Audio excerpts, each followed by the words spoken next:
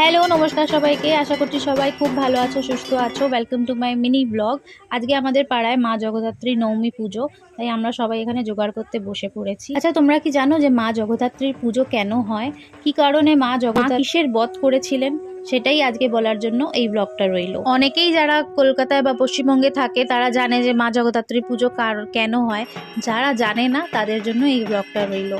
মা জগদ্ধাত্রীর রূপে মায়ের পুজো করার প্রধান কারণ হলো দেবী দুর্গার এই রূপটি বিশ্বের ধারক, তাই মায়ের নাম মা জগদ্ধাত্রী। মহিষাসুর বধের পর দেবতারা নিজেদের শক্তি নিয়ে অহংকারী হয়ে ওঠেন। তখন দেবী পার্বতী তাদের পরীক্ষা করার জন্য উমা হৈমবতী রূপে আবির্ভূত হন। তারপর মা জগদ্ধাত্রী দেবতাদের একটি সামান্য ঘাসের ফলক সরাতে বা পোড়াতে বলেন। তখন দেবতাদের মধ্যে কোনো দেবতাই ওইটা আর করতে পারলেন না, মানে ঘাসের যে ফলক ছিল সেটাকে আর সরাতে পারলো না বা পোড়াতেও পারলো না। তখন দেবতারা এটা বুঝতে পারলো যে তাদের সমস্ত শক্তির উৎস হলেন তিনি, মা জগদ্ধাত্রী।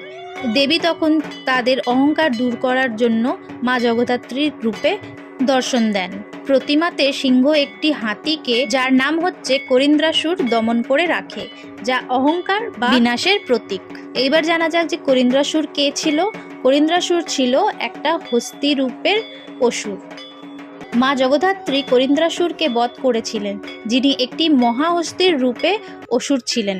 যেটা আমরা সবাই দেখি যে মা জগদ্ধাত্রীর পায়ের নিচে একটা হাতি বধ হয়ে থাকে, সেই ছিল করিন্দ্রাসুর। আর এইবার কথা আসে যে এই পুজোটা প্রথম কে করেছিল। রাজা কৃষ্ণচন্দ্র এই পুজোটা প্রথম শুরু করেন।